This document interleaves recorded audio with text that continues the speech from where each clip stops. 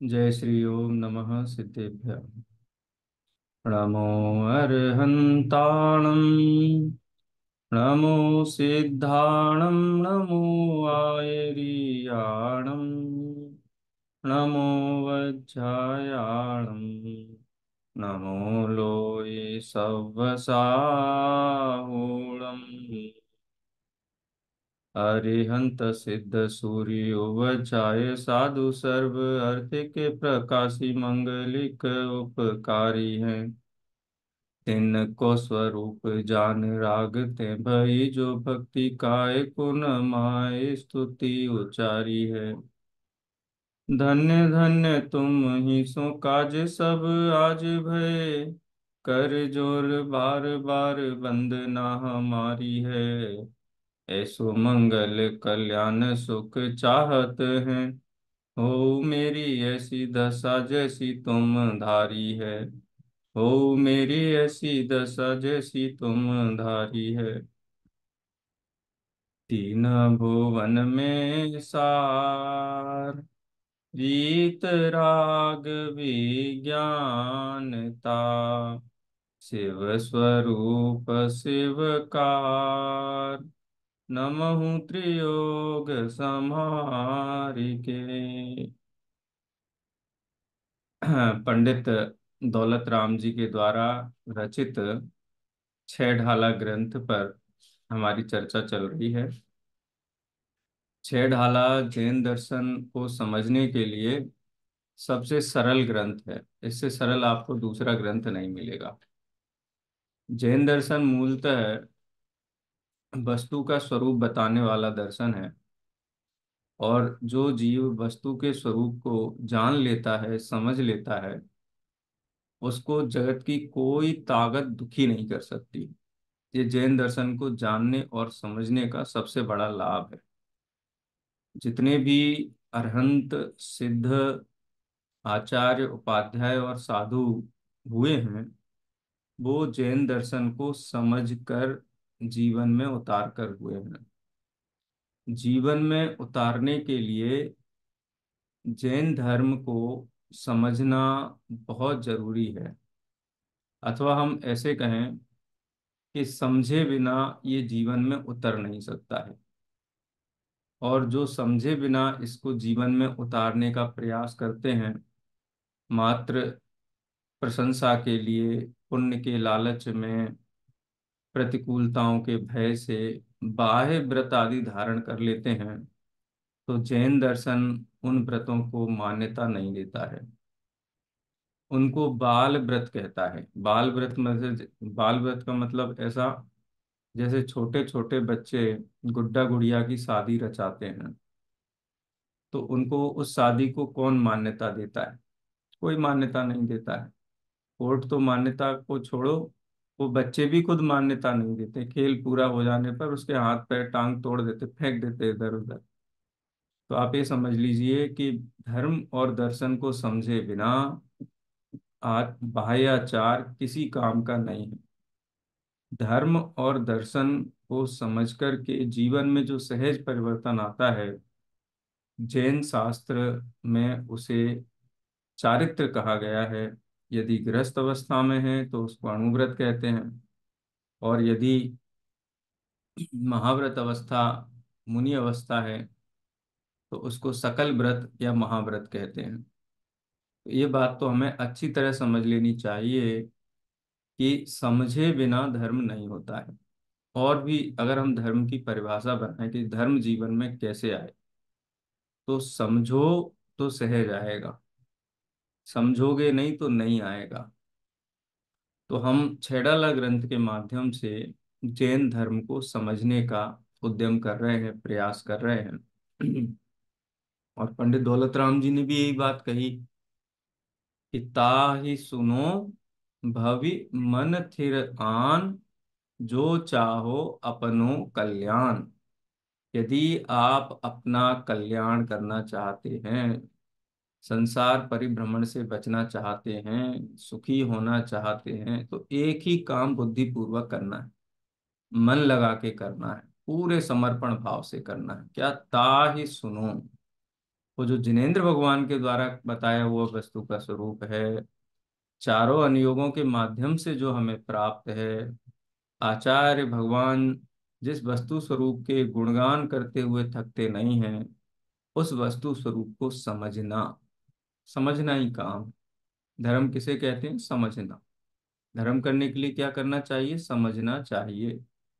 हैं जो समझते हैं उनके जीवन में परिवर्तन होता है, और जो समझते नहीं हैं वो घूम करके वहीं आ जाते हैं। ऐसे बहुत सारे लोगों को मैं जानता हूँ, परिचित हूँ, कि उनके गांव में कभी कोई विशेष अवसर हुआ, पंचकल्याणक हुआ, चतुर्मास हुआ, मुनि का, त्यागी व्रतियों का समागम हुआ, तो वो ऐसे धर्मात्मा बन जाते हैं कि साहब, मंदिर भी हम चप्पल पहन के नहीं जाते हैं, हम ये नहीं खाते हैं, हम द्विदल नहीं खाते, हम रात को नहीं खाते, हम आलू नहीं खाते हैं, हम 3 टाइम बैठ करके नमोकार मंत्र की माला जपते हैं।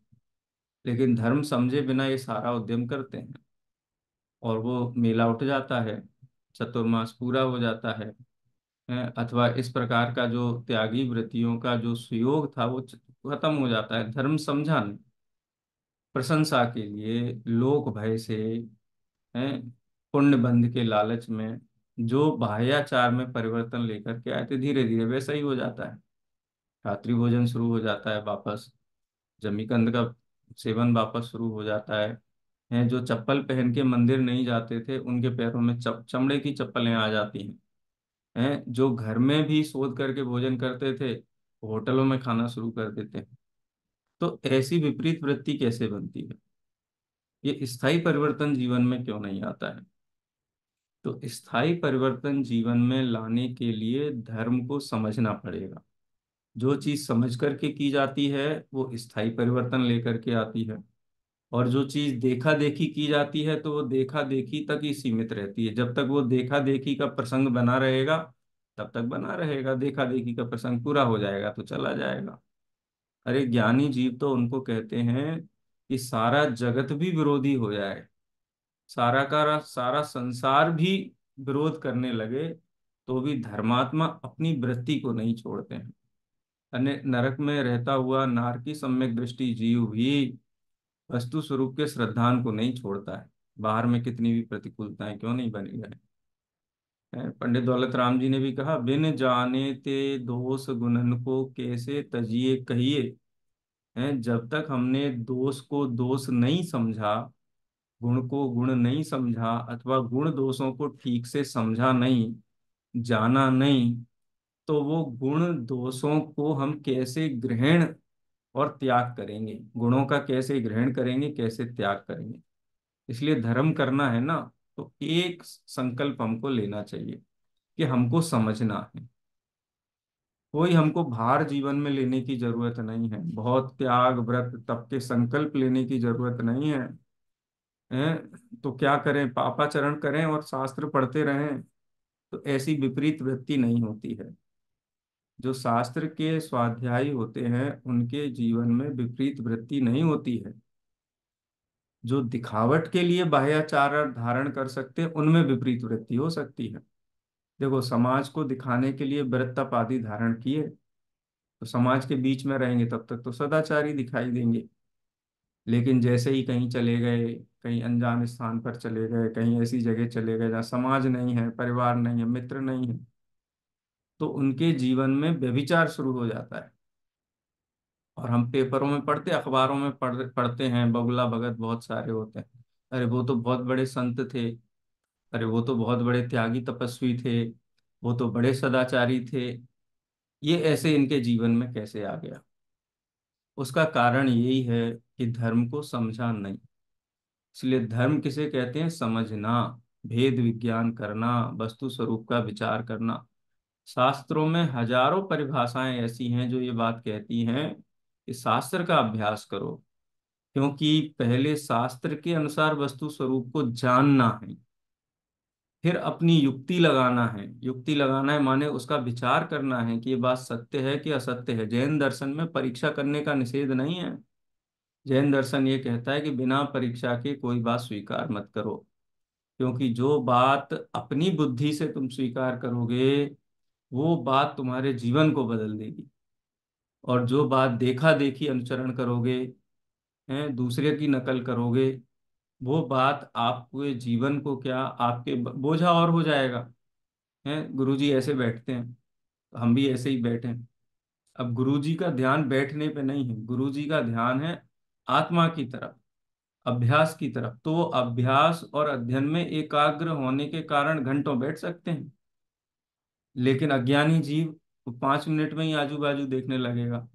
अब क्या क्या कर रहे हैं गुरुजी, अब कैसे कर रहे हैं। बहुत दूर जाने की जरूरत नहीं है, आदिनाथ भगवान का जीवन देखो। जब आदिनाथ भगवान को वैराग्य हुआ और दीक्षा के लिए उन्होंने कृत संकल्प हुए और दीक्षा ली, देखा देखी 4,000 राजा दीक्षा लेने को तैयार हो गए। 4,000 राजाओं ने दीक्षा ली। मुनि ऋषभ कुमार वन में जाकर के प्रतिमा योग में खड़े हो गए। जैसे प्रतिमा निश्चल खड़ी हो जाती है, ऐसे आत्म ध्यान में लीन होकर के प्रतिमावत खड़े हो गए। अब उनका उपयोग तो अपनी आत्मा में था, शरीर पे नहीं था। शरीर की आकृति प्रतिमा की तरह हो, इसका संकल्प नहीं था। आत्मा में लीन रहूंगा। आत्मलीनता के काल में वो प्रतिमा योग सहज ही बन गया।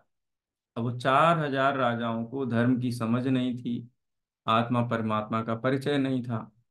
तो वो क्या करने लगे, कोई कसरत करने लगा, कोई नदी का पानी पीने लगा, कोई पेड़ पे चढ़ने लगा। जब इंद्र ने आकर के उनको डांटा, फटकार लगाई कि ये जैनेश्वरी दीक्षा, इसको लजाओ मत, हैं, या तो ये दीक्षा छोड़ दो, नहीं तो दीक्षा के अनुकूल बर्तन करो, व्यवहार करो। तो राजाओं ने फिर वल्कल पहन लिए, हैं, भांति भांति के वेश धारण कर लिए, और फिर अन्य मतों का प्रचलन हो गया। इसीलिए सारी बात कहने का सार ये है कि यदि धर्म करना है तो धर्म होता है समझ से शुरू। अगर समझ का नाम धर्म नहीं होता तो आचार्यों के द्वारा इतने शास्त्रों की रचना नहीं की जाती। अगर समझ का नाम धर्म नहीं होता तो तीर्थंकर भगवान 7.25 घंटे रोज दिव्य ध्वनि के माध्यम से समोसरण में बैठ करके धर्म का स्वरूप नहीं समझाते हैं। वो तो सब शक्तिवान थे, आदेश देते कि ऐसे बैठो, ये खाओ ये मत खाओ। जिन शास्त्रों में क्या खाओ क्या नहीं खाओ इसका उपदेश ही नहीं। मूल उपदेश ये है कि ये जीव है, जीव निकाय क्या होते हैं, जीव समास क्या होते हैं। इतना परिचय होने हो जाने पर उन जीवों के प्रति सहज दया का भाव आता है और जीवन से हिंसा दूर हो जाती है। यदि हम हिंसा करेंगे तो उसके कारण कर्म का बंध होगा। और जैसे नरकों में ये जीव दुख पा रहे हैं, ऐसे दुख हमने भूतकाल में पाए हैं और पाएंगे। तो गड्ढे में जानबूझ करके गड्ढे में कौन छलांग लगाता है। किसी किसी को पता हो कि इस शीशी के अंदर जहर भरा हुआ है, बोलो कौन पिएगा। सामने गड्ढा है, गड्ढे में गिरोगे तो हाथ पैर टूट जाएंगे, मरण हो जाएगा, बोलो गड्ढे में कौन कूदेगा, कोई नहीं कूदेगा। बस इतना ज्ञान करा दिया कि ये जहर है, ये गड्ढा है, इतना ज्ञान कराना ही पर्याप्त है। जो समझदार होगा वो समझ जाएगा और अपने जीवन को अ, उत्तम बना लेगा, आदर्श बना लेगा। इसलिए हम समझने का उद्यम कर रहे हैं। 11वें नंबर का छंद, इसके ऊपर कल हमने चर्चा की थी कि जीवन में जो गहन पाप करते हैं, बहुत आरंभ परिग्रह में रहते हैं, संक्लेश भाव में रहते हैं, उनको नरकायु का बंध होता है। और नरकायु का बंद हो जाने पर कैसी अवस्था होती है कि ऐसे स्थान पर चले जाते हैं जहां उनके शरीर के टुकड़े टुकड़े भी हो जाएं, इतनी पीड़ा होती है। वहां पर असुर कुमार जाति के देव लड़ाते हैं तीसरे नरक तक। नीचे के नरक में तो दुख और भी ज्यादा है, असुर कुमार देवों की भी जरूरत नहीं। तो जीव इतना संक्लेशित रहता है। असुर कुमार देव तीसरे नरक के नीचे नहीं जाते हैं। तो ये जो कथन है असुर बिढ़ावे दुष्ट प्रचंड, ये तीसरे नरक तक ही लागू होता है, उसके आगे लागू नहीं होता है। आगे क्या कहा, सिंधु नीर ते प्यास न जाए तो पण एक न बूंद लहाए। इतनी तृषा है वास्तव में। नरक के दुखों को आप विचार करो तो आप मनुष्य गति में जो प्रतिकूलताएं देखते हैं, जैसे भूख है, प्यास है, आताप है, शीत है, रोग है, बुखार है, सिर दर्द है, कटने फटने की पीड़ा है। समझ लो शरीर में जो जो पीड़ाएं आपने महसूस की हैं या आप अन्य में देखते हो, उसको असंख्यात से गुणा कर दो कि ऐसी ही असंख्यात गुणा पीड़ा नरक में होती है। आपको समझ में आ जाएगा कि नरक का वातावरण कैसा होता है। शरीर में एक फांस लग जाने पर पीड़ा होती है, सामान्य फांस लग जाने पर, वही विष बुझी फांस हो तो और ज्यादा पीड़ा होती है। और ऐसी विष बुझी फांसें पूरे शरीर में लगी हों, सब जगह लगी हो, ना उठते चैन ना बैठते चैन, तो जो पीड़ा आप अनुमान लगाते हो उससे भी असंख्यात गुणी ज्यादा पीड़ा नरक भूमि में होती है। अब ऐसी पीड़ा कौन सहना चाहता है जगत में? ऐसी पीड़ा में कौन पड़ना चाहता है? कोई नहीं चाहता ऐसी प्रतिकूलता हो, जहाँ मान सम्मान ना हो, जहाँ पे भोजन पानी की व्यवस्था ना हो, जहाँ शारीरिक और व्यवहारिक अनुकूलताएं ना, कौन रहना चाहता है? मनुष्य गति में वो प्रतिकूलताएं किस्तों में मिलती हैं, मनुष्य में भी कोई सुखी नहीं, लेकिन ये समझ लो होल सेल में प्रतिकूलताओं वाली कोई जगह है तो उसका नाम नरक है, ये आप मान लीजिए। अगला छंद पढ़ेंगे, 12वें नंबर का छंद। ये छंद के ऊपर हमारी कल भी चर्चा हो गई थी। अभी प्यास की बात की, अब भूख की बात करते हैं। देखो, मूल रूप से जीव को जीने के लिए भोजन की आवश्यकता नहीं होती। यदि भोजन से जीवन चलता हो तो सिद्ध भगवान को भी भोजन होना चाहिए, अरहंत भगवान को भी भोजन होना चाहिए, अथवा जो नारकी जीव 33 सागर की आयु तक जीते हैं उनको भी भोजन मिलना चाहिए। तो वास्तव में भोजन से जीवन और मरण का कोई संबंध नहीं है। खाली ये समझ लो, जो आहारक शरीर है, जो शरीर हम धारण करते हैं, तिरंच गति के जीव धारण करते हैं, इसमें भोजन की आवश्यकता होती है। लेकिन मनु देव और नारकियों को तो भोजन की भी आवश्यकता नहीं होती है। यदि भोजन से जीवन चलता हो तो हम पूजा की पंक्तियां पढ़ते हैं ना। मैं मान रहा था अब तक भोजन से जीवन चलता है, भोजन बिन नरकों में जीवन, भरपेट मनुज क्यों मरता है। यदि भोजन ना मिलने से किसी का मरण हो जाए तो नारकी जीव बिना भोजन के मरता क्यों नहीं है? हैं, नरक में गया, साल 2 साल भी भोजन नहीं मिला तो मर जाना चाहिए, फिर 10,000 वर्ष तक कैसे जीवित रहता है? हैं, 33 सागर तक कैसे जीवित रहता है? असंख्याता असंख्यात वर्ष तक कैसे जीवित रहता है? तो इसका मतलब क्या है कि भोजन का जीवन से कोई संबंध नहीं। और मनुष्य गति में देखो, तो जिनके भरपूर भोजन जिनके लिए उपलब्ध है, हम देखते हैं अपने चारों तरफ बिना भोजन के कितने लोगों का मरण होता होगा। हैं, थोड़े से कुछ लोग, वो वास्तव में तो आयु कर्म के क्षय के कारण मरण हुआ, लेकिन हमको ऐसा लगता नहीं भोजन नहीं मिला इसलिए मर गया। लेकिन अधिकांश जीवों को तो, अधिकांश मनुष्यों को तो भोजन मिल रहा है ना, फिर उनका मरण तो नहीं होना चाहिए, लेकिन उनका भी मरण होता है। क्यों? क्योंकि भोजन का जीवन और मरण से कोई संबंध नहीं है। एक तीव्र कसाई मनुष्य, घर गृहस्थी में रहने वाला मनुष्य, भक्ष्या भक्ष्य का विवेक नहीं रखने वाला मनुष्य, उसको बोल दो कि कल से भोजन खत्म हो गया देश में, किसी को भोजन नहीं मिलेगा, वो ये सुन के ही हार्ट अटैक से मर जाएगा। माने भोजन नहीं है इस कल्पना से ही मरण हो जाएगा उसका। हमारे दिगंबर मुनिराज, वो तो 24 घंटे में एक बार आहार लेते हैं, आहार जल जो भी लेना एक बार लेते हैं और विधि पूर्वक लेते हैं। कदाचित किसी दिन विधि ना मिले तो उस दिन भोजन भी नहीं लेते हैं, तो 24 का सीधा 48 घंटे हो जाता है। और कभी 2 दिन अंतराय हो गया तो 36 घंटे हो जाता है, लेकिन उनकी जीवनचर्या में रंच मात्र भी फर्क नहीं आता है। स्तुति, वंदना, प्रतिक्रमण, स्वाध्याय, विसर्ग, ध्यान, सारी की सारी दिनचर्या उनकी सुव्यवस्थित चलती रहती है। चेहरे पे सिकन भी नहीं होती, आनंद बढ़ जाता है कि चलो आज आहार नहीं हुए तो अपने को अधिक अधिक सावधानी से तत्व विचार तत्व अभ्यास करने का अवसर मिलेगा। तो इसलिए भोजन का कोई संबंध नहीं है जीवन मरण से। किससे संबंध है? कि जो पीड़ा वेदना होती है इस जीव को, क्षुधा संबंधी, वो पीड़ा उसको असाता वेदनी कर्म के उदय से होती है। और नारकी जीव को इतना तीव्र असाता वेदनी कर्म का उदय है कि वो पीड़ा उसको निरंतर होती है। एक सेकंड, एक माइक्रो सेकंड, एक नैनो सेकंड, एक समय के लिए भी वो उस पीड़ा से च्युत नहीं होता है। कैसी पीड़ा होती है? देखो दौलत राम जी क्या कहते हैं, तीन लोक को नाज जुखाए, मिटे न भूख कड़ा न लहाय। तीन लोक को नाज जुखाए, कि यदि नार की जीव को तीनों लोकों में जितना अन्न उपलब्ध है सारा का सारा भी मिल जाए, कदाचित ऐसी परिकल्पना करो, तो भी उसकी क्षुधा शांत नहीं होगी। कहने का तात्पर्य क्या है कि इतना असाता का उदय है ना, असाता का उदय कहाँ जाएगा, कितना भी खाएगा तो भी वो पीड़ित ही रहेगा। उसको पीड़ा निरंतरता के साथ बनी रहेगी, पीड़ा कम नहीं होगी। अच्छा, तो इतना तीनों लोगों का अनाज नहीं मिलता हो, दो चार दाने तो मिलते होंगे, थोड़ा बहुत कुछ तो मिलता होगा कि नहीं। कणा न लहाय, अन्न का एक दाना भी उसको दुर्लभ है। अन्न का एक दाना भी नार की जीव को दुर्लभ है। क्यों दुर्लभ है? क्योंकि उसको तीव्र असाता कर्म का उदय होता है। अच्छा, ऐसी असाता का बंध होता कैसा है, इस पे भी हम थोड़ा विचार करें।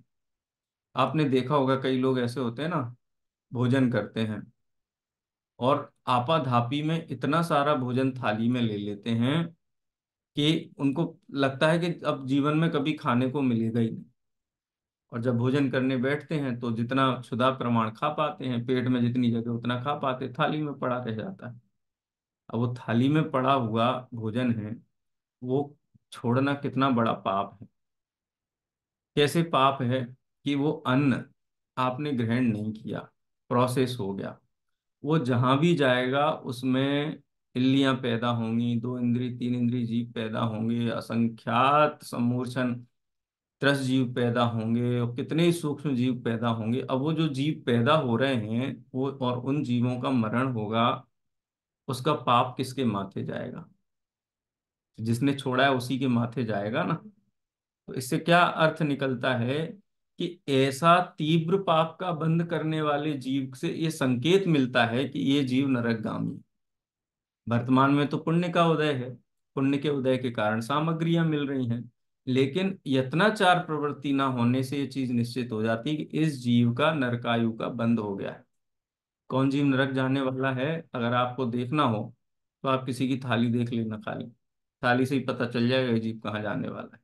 प्रवृत्ति से ही पता चल जाएगा ये जीव कहाँ जाने वाला है। जो अनेक जीवों की हिंसा करेगा, तो उससे जो कर्म का बंधन होगा उसका उदय कहाँ आएगा? उसका उदय कोई देव गति में तो नहीं आएगा, उसका उदय कोई मनुष्य गति में तो नहीं आएगा, उसका उदय तो त्रियंच गति और नरक गति में आएगा। तो जिसकी गति बंद ऐसा हो गया हो उसको इसी जाति के परिणाम आते हैं। एक बहुत मार्मिक बात मैं कहता हूँ, हमारे आदरणीय बड़े पंडित जी साहब, रविंद्र जी पंडित जी साहब, उनको औषधि लेने का भाव नहीं था कि मैं कोई भी ऐसी औषधि नहीं लूंगा जो हिंसक हो, कोई इतना चार प्रवृत्ति नहीं करूंगा, मुझे कोई ऐसा संसाधन साधन नहीं चाहिए जिसमें आरंभ हो जीवों की हिंसा होती हो, नहीं चाहिए। लिखित में मौखिक रूप से वो निर्देश देते रहे और अंतिम श्वास तक उस निर्देश का पालन किया।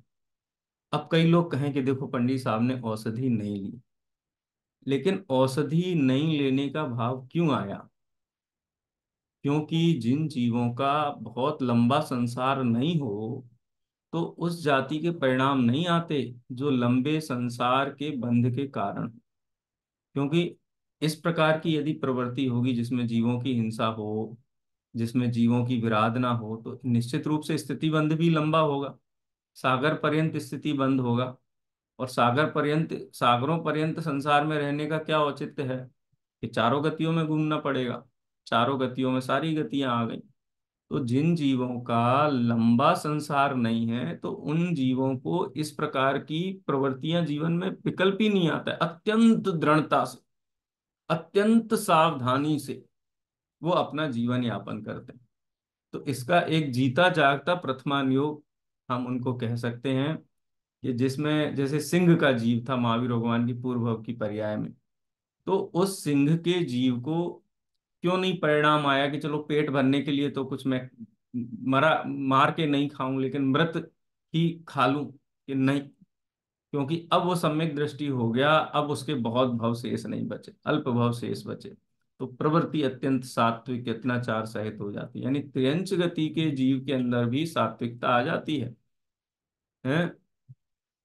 तो तीनों लोकों का अनाज खा करके भी जिनको शांति नहीं मिलती है, ऐसे जीव मनुष्य गति में नरक जाने वाले जीव देखने हों, तो आप उनकी प्रवृत्तियां देख लीजिए, उनके भोजन पान देख लीजिए, उसी से समझ में आ जाता है। उनके कसाय परिणाम देख लीजिए, उनके एक्शन रिएक्शन देख लीजिए। तीन लोक को नाज जो खाए, मिटे न भूख कड़ा न लहाए। मिल जाएगा तो क्या होगा, अगर मिल भी जाएगा तो भी पीड़ा में ही रहेगा। लेकिन इतना असाता कर्म का उदय है कि वो वस्तु भी उसको प्राप्त नहीं होती है।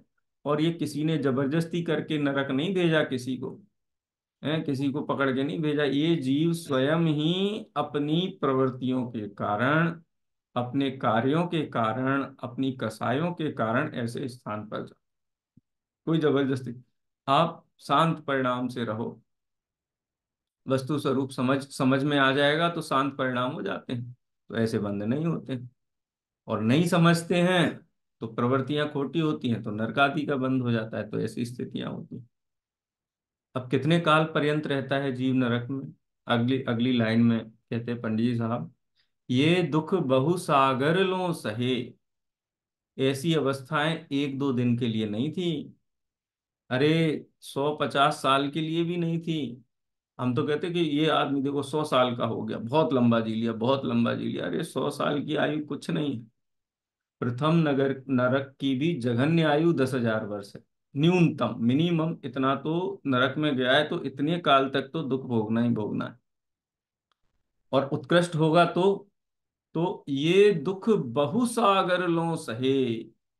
जिन दुखों का वर्णन यहाँ किया कि तहाँ भूमि पर सत दुख सौ से लेकर के और कणा न लहाए, ऐसे दुख नार की जीव कितने वर्षों तक सहता है? तो कहते हैं बहु सागरलों सहे, बहुत सागरों तक ये सहन करने पड़ते हैं। कर्म जोग ते नरगति लहे। ये लाइन की चर्चा अपन बाद में करते हैं, सबसे पहले ये सागर की स्थिति कितनी होती है। मेरी पीएचडी की थीसिस है, उसमें एक चैप्टर में मैंने ये लिया था। मैं शेयर करता हूँ आपके साथ, आप देखना उसमें। सागर किसे कहते हैं? जैसे एक काल गणनाएं जैन दर्शन में आती हैं, दिख रहा होगा सभी को। काल गणनाएं आती हैं जैन दर्शन में, तो सागर की गणना कैसे होती है?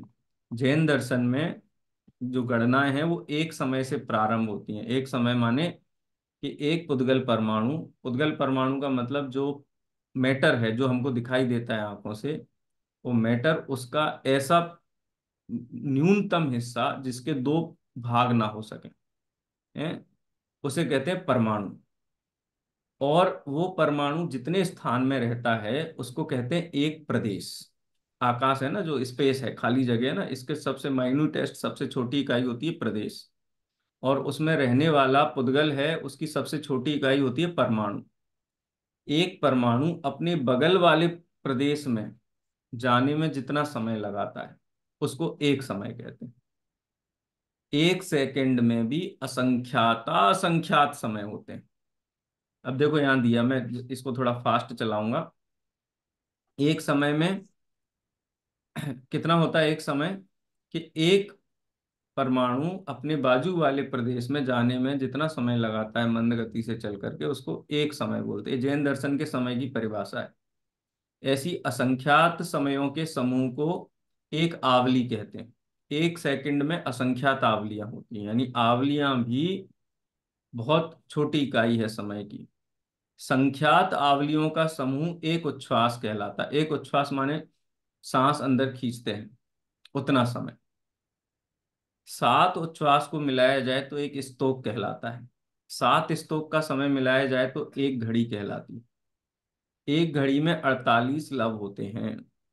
एक घड़ी का अगर हम देखें तो मिनट में अगर कन्वर्ट करेंगे तो 24 मिनट की एक घड़ी होती है। 24 मिनट की, ठीक है, 24 मिनट की एक घड़ी होती है।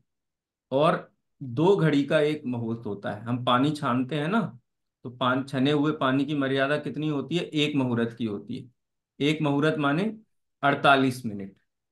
और यदि छने हुए पानी में उसका रस चलित कर दिया, एक लौंग डाल दी या सौंफ डाल दी या कोई सूखा हुआ अनार का छिलका डाल दिया जिससे उसका रस चलित हो जाए, तो उसकी मर्यादा 6 घंटे की हो जाती है। तो वो छने हुए जल की मर्यादा 2 घड़ी यानी 1 मुहूर्त की। ठीक है, 30 मुहूर्त अगर मिलाए जाएं तो एक दिन रात बनता है। 30 यानी 48 × 30। ठीक है, तो एक दिन रात यानी 24 घंटे बनते हैं। ऐसे 30 दिन रात का एक महीना बनता है। 2 महीने की एक ऋतु होती है। 3 ऋतुओं का एक अयन होता है यानी 6 महीने का। जैसे उत्तरायण और दक्षिणायन होता है सूर्य, तो 6 महीने उत्तरायण और 6 महीने दक्षिणायन रहता है। 2 अयन का एक वर्ष होता है। 5 वर्ष के समय को एक युग कहते हैं। ठीक है, और 2 युग मिला दिए जाएं तो 10 वर्ष कहलाते हैं। 100 वर्ष, 10 वर्ष का गुणा करो तो 100 वर्ष हो जाते हैं। फिर ये संख्या, ये तो हम जानते ही हैं। अब इसमें आगे आ जाइए। 1 लाख वर्ष कितने होते? 10 से 10,000 वर्षों का गुणा किया जाए। इसके बाद सबसे छोटी इकाई होती है पूर्वांग। पूर्व तो हमने सुना होगा। आदिनाथ भगवान की आयु कितनी थी? 84 लाख पूर्व। 84 लाख पूर्व। तो 84 लाख पूर्व में कितने वर्ष होते होंगे? यदि हमें ये गणना करनी, यानी आदिनाथ भगवान की आयु कितनी थी, तो उसमें एक पूर्व में कितने वर्ष होते हैं कि पूर्वांग को, एक पूर्वांग में 84 लाख वर्ष होते हैं। 84 लाख वर्ष एक पूर्वांग में होते हैं। और पूर्वांग से पूर्वांग का गुणा किया जाए, यानी पूर्वांग में जितने वर्ष होते हैं उससे पूर्वांग का गुणा करो तो एक पूर्व होता है। यानी 70,56,000 करोड़ वर्ष का एक पूर्व होता है। अब आप सोच लिए कि आदिनाथ भगवान की आयु कितनी थी, हैं? 70,56,000 करोड़ वर्ष का एक पूर्व, ऐसे 84 लाख पूर्व की आयु थी। एक पूर्व नहीं, और 84 पूर्व भी नहीं, 84 लाख पूर्व की आयु आदिनाथ भगवान की थी। क्योंकि काल का विस्तार बहुत है ना। काल के विस्तार में 84 लाख वर्ष क्या है? 84 लाख पूर्व क्या है? कुछ भी नहीं है।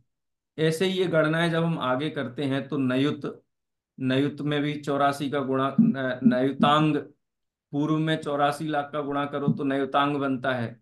एक नयुतांग में 84 लाख का गुणा करो तो नयुत बनता है। तो ऐसे ये गणनाएं और भी आप शास्त्रों में अगर देखेंगे तो ये गणनाएं और भी देखने को मिलेंगी। जैसे कुमुदांग, कुमुद, पद्मांग, पद्म, नलिनांग, नलिन।